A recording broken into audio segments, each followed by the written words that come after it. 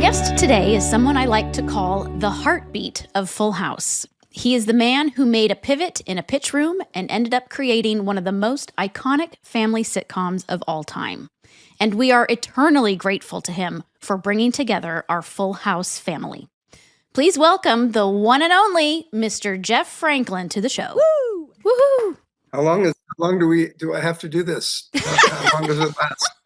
See? We're going to hold you hostage. Right. And the torment has finally turned around. No, we're so excited to have you on this show, though, Jeff. I love this. Yeah, Jeff, welcome to How Rude Tanneritos. Did we start? We started.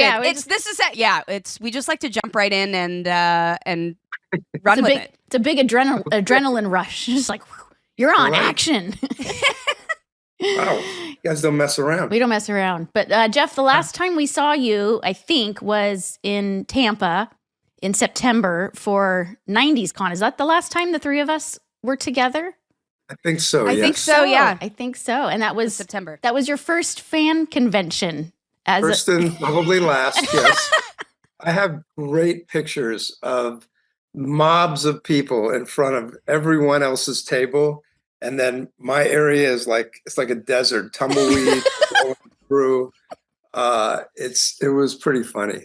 Oh, well, I know the diehard fans loved it. To send people over to your table, Jeff. It was, There were a few people who came by with spec scripts. And, good, see? They were very excited. You could have just said that you were one of you were a long lost Olsen or something, and nobody would have known the difference. And you could have passed off that way. Made up something. I was like, Cousin Fred, don't you remember me on the show? There you go. The real fans know who I am. Yeah. Jeff, are you surprised still that 36 years later, we still have such a devoted fan base that shows up to these conventions and listens to these podcasts? It is a little surprising, but it's all what we had on that show, honestly, was something that we really captured lightning in a bottle. I mean, it's really a special group of people. And we did something that was never done before. We actually raised an infant on television. That's wild. And no one had ever done that. Oh, wow. Yeah. Usually they would skip. You'd have like a baby, and then like halfway through the season, you were like, oh my God, it's a toddler. Or, or they just aged to like a 5-year-old. Right. Yeah. We did that. And that alone makes the show unique. Mm-hmm. But the fact that we had, the most amazing kids on that show. Mm-hmm. Whose idea was it to do it that way? And to not, or was it just the fact that that Ashley Mary Kate sort of gelled so well with the rest of the cast that it was like this? There's obvious chemistry, or was it an intentional thing where you were like, no, we want to see what happens if you do this? Well, I was just naive. I had no idea what I was doing.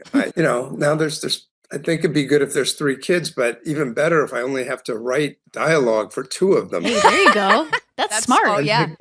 Yeah. So, and that movie, 3 Men and a Baby, was coming out around that time. And I think it was just in the air. And, I really wrote it in without thinking anything about the consequences, not thinking this show was ever going to sell or turn into anything. And next thing I know, I've got screaming babies on the set. Yep. Yeah. But no regrets about adding kids to the show, right? There was kids and dogs. Kids and dogs. Kids and dogs, golden retrievers. Yeah. Yep. So it wasn't always meant to be a family show, right? You had a different idea in mind when you went to pitch this show. Tell us that story. Such a weird story how this happened. I mean, I can tell it now, but for years I didn't really tell the real story of, Full House. I had another speech that made me sound really smart, where I talk about how, there's this myth that every family in America has a mom and a dad and 2.3 kids. And, was this wonderful, family unit. And the truth is that, that wasn't the case. Most kids were growing up in single parent homes and were either, divorced or they were living with relatives or friends, or, there's all sorts of weird families out there. And those kids had no role models. Mm-hmm. There weren't those kinds of oddball families on television. So, wouldn't it be great to have a show that, that made those kids feel good? And it's not about, it's not about who you live with. It's about, are they loved? Are they Aw. fully supported? So anyway, that was the speech I gave, but that's really not how Full House happened. But that That made was me the speech you would have given had you had time to prepare it. well, no, I gave that speech for Okay. years. That's why I can just rattle it off. But That was your acceptance speech if we had It ever was won an right, Emmy. right. yeah, Right. That's what I mean. It was I the never speech got you the wrote gift, right. after, not in the heat of the Yes. moment. Right. The speech I just do at night by myself. Yeah, the thank you speech. We all Um, have those. Every yeah. single person in the world has that speech. So Mm-hmm. So no, I actually was in a weird dispute with Lorimar. I was there as under a screenwriting deal, and they decided to get out of the movie business through no fault of mine, but they put out about 6 losers in a row and lost $1 billion and said, "Oh, let's just concentrate on television where we're making all this money."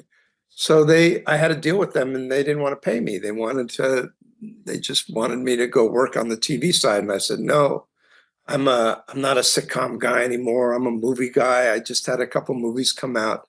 And so we went back and forth, and finally they said, "All right, just pitch a show for us, and if it doesn't sell, we'll pay you." And fine. So I really wasn't crazy about working for that company, and I thought, all right, let me just figure out a show that won't sell. And let me come up with the worst idea ever for a sitcom. And I came up with this idea that now is really smart. Like, somebody can take this and sell it in a heartbeat.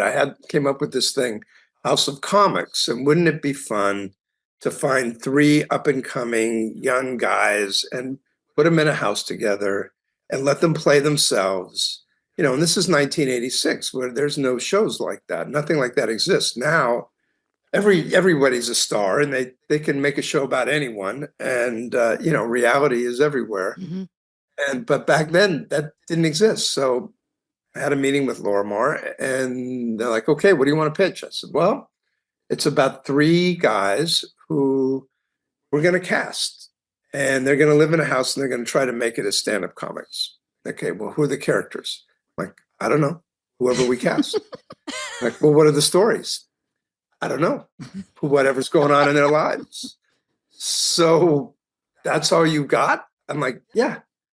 Like, "Well, this pitch is only going to last 30 seconds. I go, "I can do it in 12. And they are looking at me like, "What? Who is this guy? This is so unprofessional." So they call me back, and they're like, "Well, ABC wants to meet with you, but they really want a family show. Can you take this half-baked idea of yours and turn it into a normal show?" And I was like, I don't know. I guess I could. I didn't really want to. And that sort of evolved in the 3 guys, and then one's a widower, and then there's kids in the house, and then the 3 comics morphed into 1 comic and 2 other guys, and it just, it was just a series of okay, all right, and they were kind of pushing me to do a traditional sitcom, and it just sort of morphed into Full House. And somewhere along the line, I just went, "Oh, this is good. This is a fun idea. This actually could be a cool show." And, my whole attitude kind of flipped. But in the beginning, I was just trying to come up with something that was terrible. So, well, and there may be some critics out there that said that you did. Yeah, true. yeah. There's a lot of those. Mission accomplished in both So, ways. A success Yeah, and a Either failure. way, no. That's so funny. Yeah. I've got a big drawer full of reviews that prove that.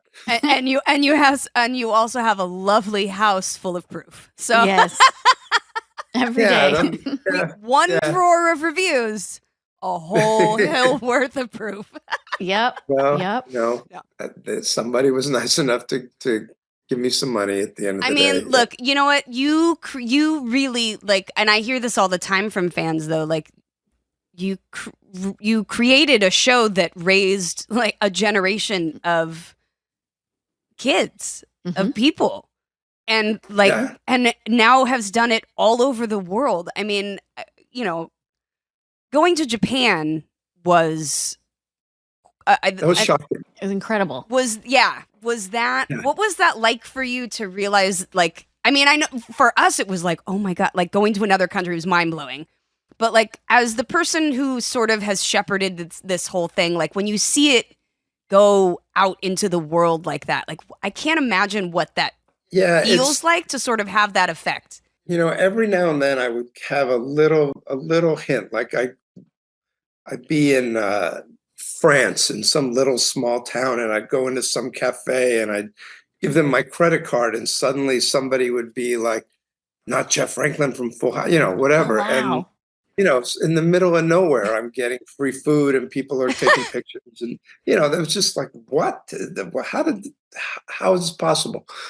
But that Japan trip was shocking, because that was the first time I was actually, that was like little, I don't know if it was staged or what, but there was like pandemonium at the airport. The airport. When we got off the plane, it was the craziest thing, and it was so fun. I mean, you can hear like I know the show has been syndicated and streamed in every country in the world except for China, Iran, and one other one, North Korea. Mm. Yeah. Really, so not those three places. I'm surprised. Yeah, I know. Why would that be? Jeez, well. But you just, so there's like over 1 billion people that have watched most of the episodes of Full House. It's like 1 out of every 8 people. That's so crazy. That's wild. It's ridiculous. That's so wild. And then to see all those happy faces, they were happy. They were really happy to see us. And oh my God, they were crying. They were so mm-hmm. so thrilled to see us in Japan. It was really amazing. I felt like the Beatles walking off the plane, and everyone's like waiting for us. I remember signs. you got off the plane and you were like, oh no. And Candace and I were like had like sort of like fixed it, and you were like, oh no. And it's just you were like, we just got off like a 13-hour flight. 14 hours. And like sweat and everything. I wasn't camera ready. No, it was definitely like, oh, sunglasses. Yeah. Yeah. I am fascinated by how you got into the business originally. I think it's just such an interesting story, how you started working on Laverne and Shirley and like sort of came up and wound up doing, this show, and like, you created a family when you were such a young person that like that wasn't part of your experience. No, not at all. I was well, at that point I was 32. Right. And I was a bachelor. I'd never been married. I didn't have kids. My sisters didn't even have kids. At one point, I do have teaching credentials, and I thought, I was going to be a teacher at one point, and then I did my student teaching, and I taught first grade, believe it or not, and 10 weeks with 30 first graders convinced me, that's it. I'm not having children. I don't want to be around. I didn't know that, Jeff. I also was going to be an either. elementary school teacher. That was when I got my undergrad degree, and I had no idea you were going to be a teacher. Wow. Yeah. So, but I pivoted. But I'm sort of the least likely person to have created the show, and it was sort of just a happy accident. But my family life was not perfect by any means, and I think there's a part of me that sort of wanted to create a family, an oddball family that I would, that I never quite got to be a part of, but would have loved to have been a part of. Mm-hmm. I think, my dad was he was just that typical 1950s Leave It to Beaver dad, with the suit and tie, who disappears at 7 a.m. and comes back at 6 p.m. And, nice guy, but not super emotional and warm and all that stuff until much later in his life, when he kind of discovered that side to him. But as a kid, that was, that's maybe a part of it, it's like having guys around that are, that are warm and affectionate. And, those guys were not only those three guys were not only amazing people and actors, but they were, they were, watching them with you guys was just incredible. It was like, this was perfect, accidental, perfect casting. I mean, we've talked about that before when John was on the show and stuff too, and we've talked about how like really you got three guys who were family guys, even though they didn't have families of their own yet and didn't have kids, but like they had that heart there. That was who they were. And so it was like they got to, I mean, I keep saying, as we're watching the show, it's like, I keep saying the reason that people fell in love with it is because you're actually watching us all fall in love with each other. Oh, yeah. You know, absolutely. and grow and learn and actually kind of weirdly become the people that we're reflecting on screen in our own ways. And like, I had no idea the impact and like sort of that real mirror reflection that we had between ourselves and those characters, and like especially the adults. In the first, it came across very authentic, even in the first episode. Yeah. It didn't take long for this group to sort of fall in love with each other. It wasn't like, it wasn't until season 4 that, everybody sort of decided they liked each other. Right. It was pretty instant. And, even those early episodes, which weren't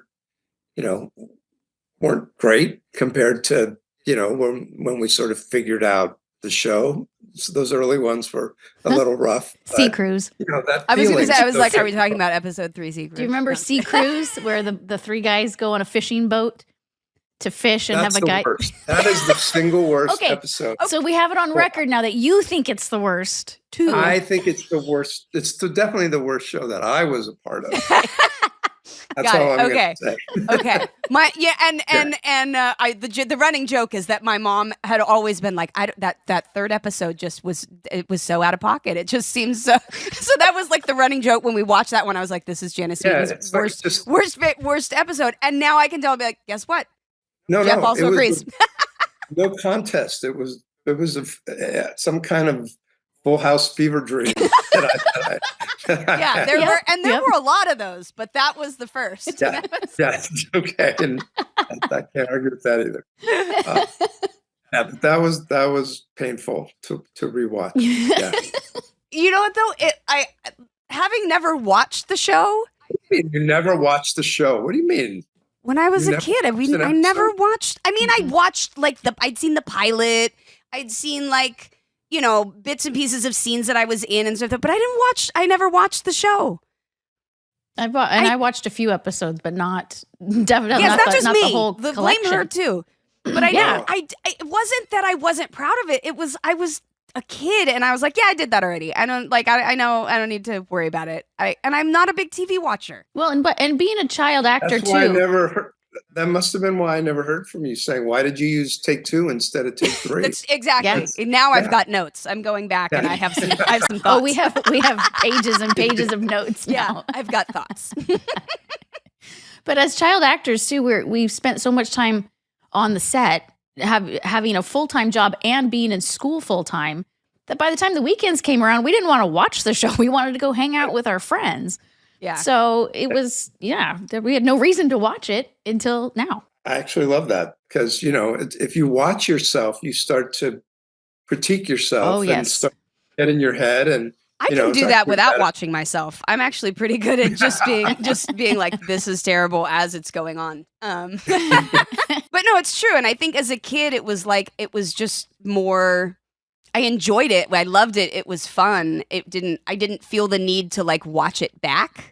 I enjoyed the doing, not necessarily the end product. That was sort of, I guess. Did your mom and dads watch it? Oh yeah, my mom, of course. My mom would not miss it. My parents would not miss it. I mean, to this day, if I don't tell my mom that there's a KTLA interview that I'm doing and she misses it, it's a thing. So yeah, she watched every episode. Yeah, at my parents' house, and they don't live there anymore. My brother lives there, but at my parents' old house, there's still VCR tapes. Yes, of every episode. Yes. Under my parents' guest room bed is. Actually, they finally might have given him to me and been like, just take these, please. But in VHS tapes that I had, Well, you can't watch those anymore. No. You Obsolete. Yeah. No, I think I did.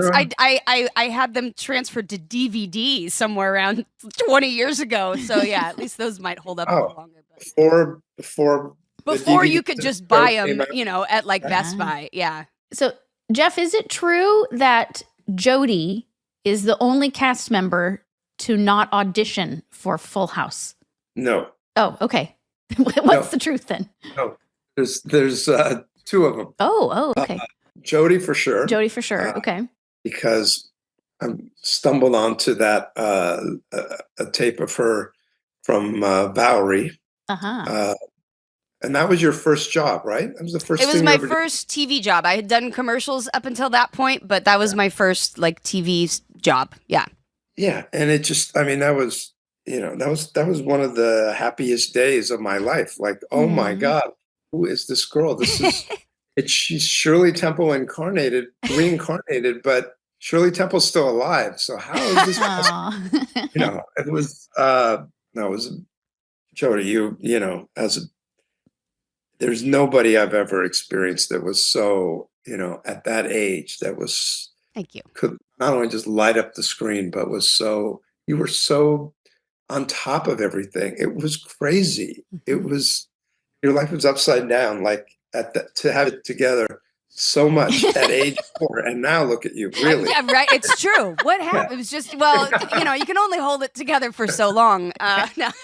But it's still true. I can go on to set and like remember everything, where everything was, exactly a mark of this or that. I cannot leave my house without coming back in at least 2 to 3 times because I left my keys, my phone, but on set, I am just totally hyper focused and can remember everything. But I leave there and I'm like, I don't know my name. So yeah.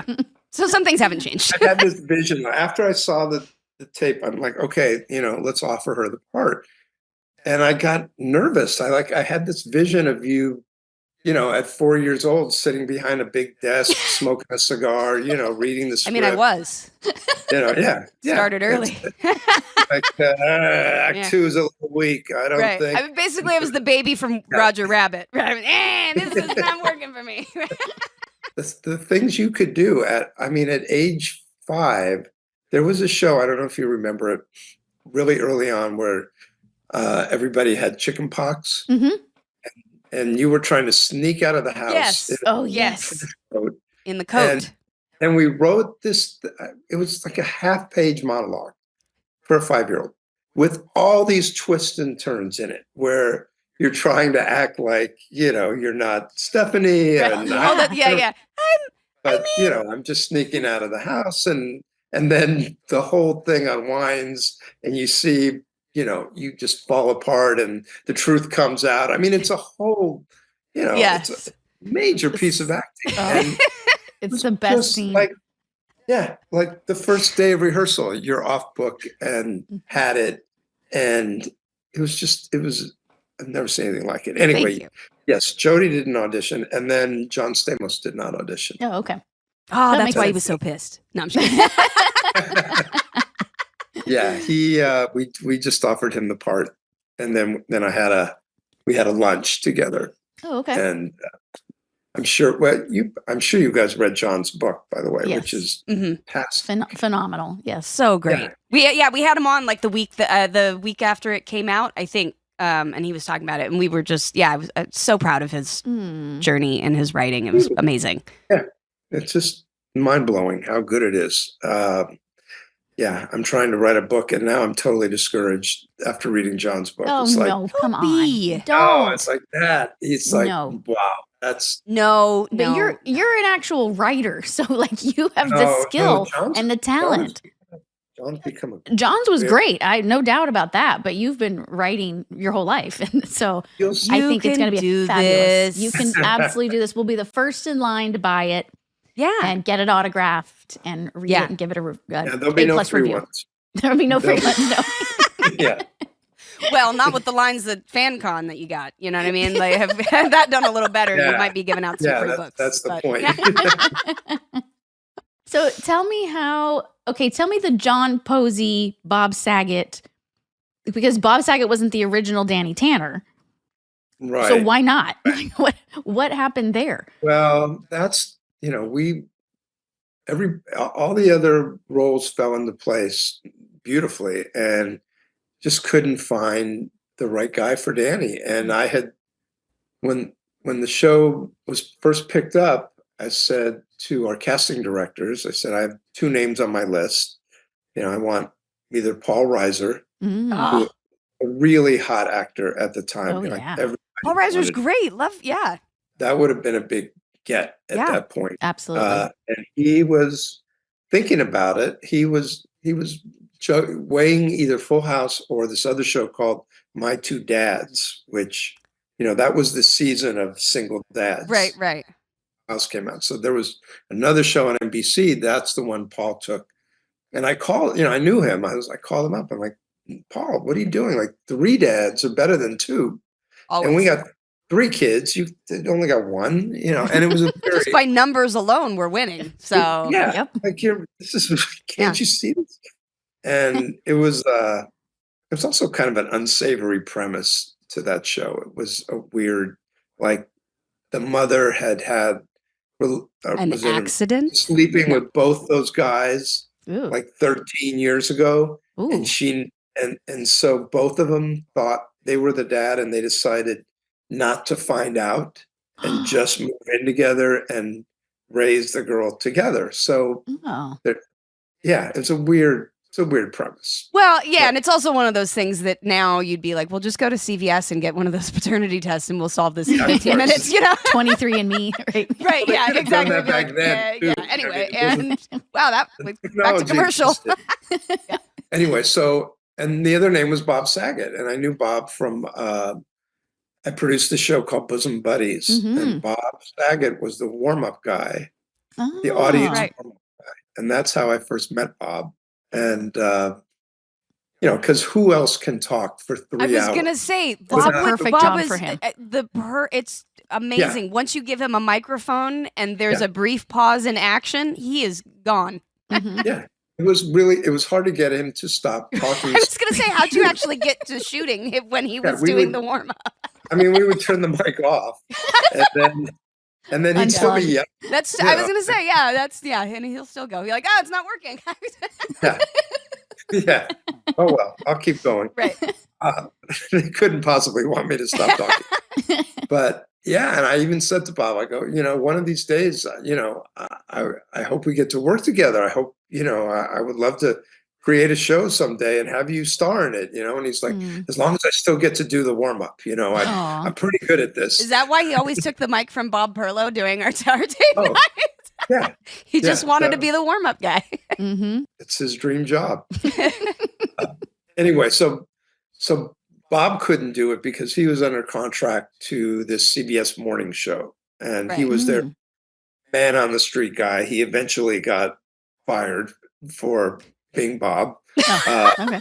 He was just a little too risque for a I was gonna say, like I feel like Bob being given free reign to like, hey, just go up to people on the street and like riff. It just is a lot. No. Yeah. CBS was like, ooh, we've made a mistake. So my first two choices were unavailable, and then we started reading everyone in town, and we're basically out of time. And I was kind of lobbying to like maybe wait, like let's not shoot it now. Let's wait till we have the right guy.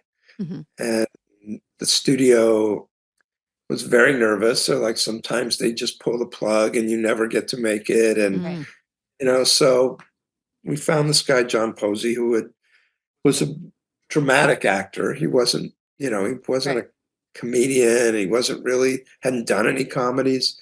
Just a likable, sweet guy, and a good actor. And, we just sort of ran out of time, and everybody said, okay, let's try this guy and hope for the best. And, it was fine. It was fine. It wasn't, nothing bad happened. The pilot tested through the roof. He was the lowest testing character, but that's because he's basically the straight man and surrounded by idiots. So that was to be expected. And then the show gets picked up and there's pictures everywhere of the cast and John Posey's in them. And suddenly I get this call from Brad Gray, who was managed Bob, Dave, and Gary Shandling, like three really pivotal people in my life. And Brad says, hey, just so you know, Bob's around in case, just in case, you want to go reshoot that pilot, and, I knew what he was saying and saying like, Bob would really like to do this if there's any way. And so I arranged for a secret chemistry test on the Perfect Strangers stage with Michelle Dahl and John and Dave, and we shot a scene. I wish I had it. I don't know where. Yeah. It's probably somewhere. Warner Brothers probably has it, but and it was fine. But there were just a couple moments where Bob, had this spark, and it makes such a difference to have somebody who's really funny, who thinks really funny. Bob had no heat. Bob was not a star yet. He was just a guy, on the circuit trying to get going. But I just felt like he could be one of those TV dads. He had this cuteness and sweetness and likability, and he really like clicked all the boxes for me. And I just, so then I started lobbying. I'm like, I know this is crazy, but we got to do this all over again. We gotta make a change. I mean, we've got to spend $1 million. People looked at me like I had lost my mind, and I just was relentless. I just didn't give up. And it sucks because, we had to let somebody go and break their heart. And he's been a working actor for, after that, but still, right. What a horrible thing to have. Oh, it's the worst as an actor when you're like, that was almost. Did you have to have that? Did you have the conversation with John Posey? Did you have to fire him yourself, or did you send a producer to do it? Talked to his agent, and his agent told him, no, that was. Oof. Yeah. Like 5 years later, I had hanging with Mr. Cooper on the air, and I actually gave John. I was scared to death, but I wanted to do something nice for him all those years. It was kind of weird to have him on Full House, but I had him on that show. Oh, good. And he couldn't be nicer. He's like, I get it. No, all good. Thanks for the 3-liner. Well, Tanneritos, I hope just like us, you want to hear more from Jeff, because we're going to finish it up with him next week in part 2 of his interview. And in the meantime, if you want to follow us on Instagram, make sure and follow us at How Rude Podcast. You can also send us an email, howrudepodcast@gmail.com. We'd love to get your questions, find out what you guys are loving about the show, what you want to know more about. And make sure you like and subscribe to the podcast so you can keep hearing more of How Rude Tanneritos. And remember, you guys, until next week, the world is small, but the house is full. Wow. This is Jodie Sweetin in 2024. Yep.